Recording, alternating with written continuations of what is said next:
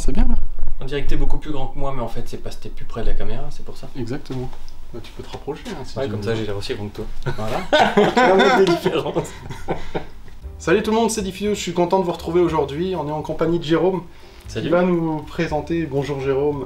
On est chez Studio 23, vous savez, c'est notre partenaire pour cette chaîne.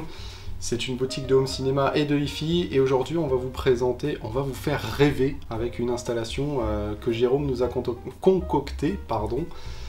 Et on est plutôt bien lotis. Donc ça va être sur une installation à base de Macintosh, de Moon. Il y a quoi encore? Du pilon.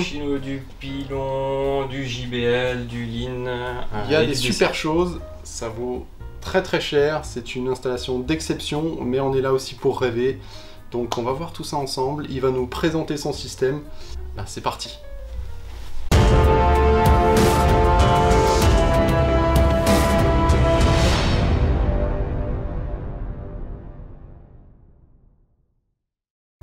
Alors Jérôme, voilà, donc en fait on a ici, à vrai dire, deux systèmes, tous deux sur amplification à tube, avec des rendus un petit peu différents, mais toujours très très haut de gamme.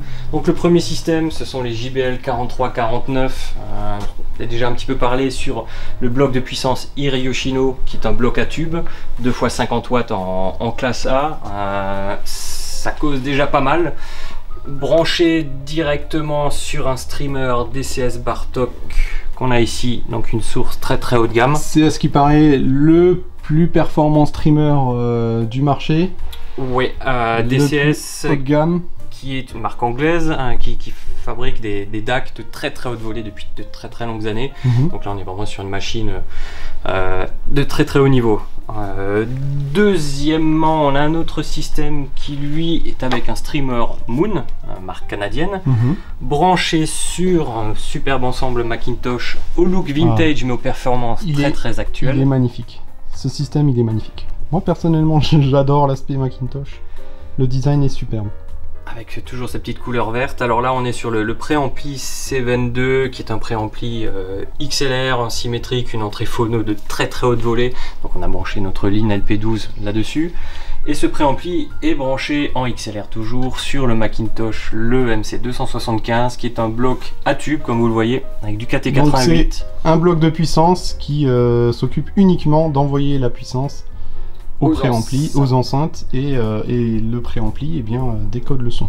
Voilà, et fait la gestion du volume, la gestion des sources, etc. Donc on est sur un appareil qui fait 2 x 75 watts avec du KT88.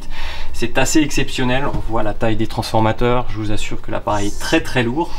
Ce qui garantit un produit avec très peu de distorsion et des puissances, une tenue dans le grave assez phénoménale. Et on a branché ça sur les pilons, les Jasper 25. Équipé des fameux haut-parleurs ScanSpeak Revelator. Donc alors, on a fait quelques écoutes avant. J'avoue que j'étais assez surpris. C'est assez dingue parce qu'on a d'un côté les JBL Pro avec un HP, c'est quoi? C'est un 30 cm. 30 cm. Alors c'est les JBL Pro 4349. Voilà. C'est magnifique. 30 cm en papier avec beaucoup d'énergie, un gros moteur. Et en fait ce qui m'a étonné c'est que t'avais branché les pilons. On a fait une écoute sur une musique avec de la percussion qui descend très bas dans le grave. Et j'étais surpris parce que je pensais que c'était les JBL qui étaient branchés dessus. Et finalement, c'était les pilons qui étaient branchés. Et les pilons descendent plus bas. Très bas. Très bas. Par rapport au JBL, c'était... Tout à fait. Bon, c'est pas une petite enceinte, elle a quand même un gros volume et deux haut-parleurs de très haute volée, 17 cm, ça déplace de l'air. Et l'ampli est vraiment très costaud, il sait jouer très fort, sans distorsion, sans tassement de la dynamique, avec une pureté et une chaleur propre au tube et beaucoup de richesse harmonique, de justesse. Non, moi ça m'a impressionné, la réserve de puissance dans le grave, ça descend, mais il n'y a pas besoin de caisson, hein. Franchement, c'était incroyable.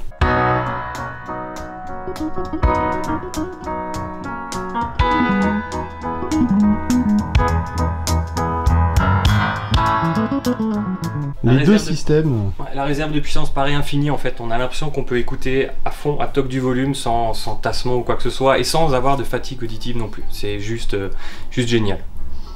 Bon, c'est quand même un système d'exception. On est sur, par exemple, le système Macintosh. Une enveloppe de prix? On est là sur le couple d'électronique à 15 000 euros.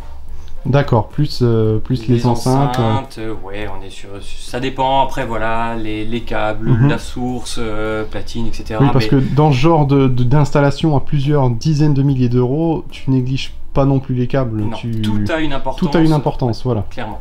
Et puis, il n'y a pas qu'une histoire de gamme de câbles, il y a une histoire d'association de câbles. C'est-à-dire que certains câbles vont fonctionner mieux, pas forcément les plus chers, mais certains câbles vont fonctionner mieux que d'autres, associés aux différents éléments. Donc, c'est une chaîne hi-fi comme ça, c'est pas qu'une addition de chiffres, c'est aussi une composition. On assemble et on fait jusqu'à ce qu'on trouve la parfaite symbiose de tous les éléments. C'est une belle recette de cuisine. Tu parlais avant, on parlait avant de la musique et de la stéréo comme une recette de cuisine. Tout à fait. Et là, c'est pareil, quoi. On prend les ingrédients et voilà. On rajoute un peu de sel, il faut un peu plus de gras pour avoir un peu plus d'épaisseur et c'est comme ça. Le tout est de trouver la bonne recette. C'est ça, tout simplement.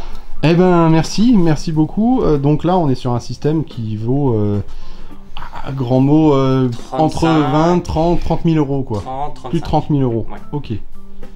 Bon, on est sur un double système, mais le système Macintosh est pas loin des 30 000 euros.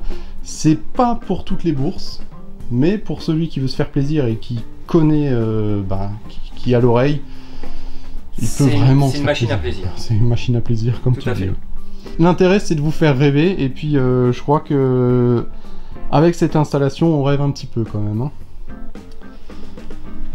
Ben, merci à toi, Jérôme, de nous avoir présenté cette installation.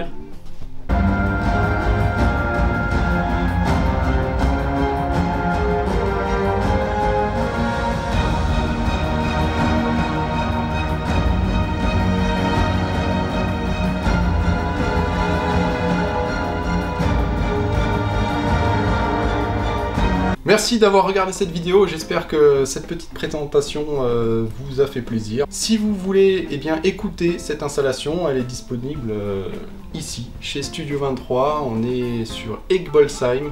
Je vous mettrai tous les renseignements dans la description de la vidéo.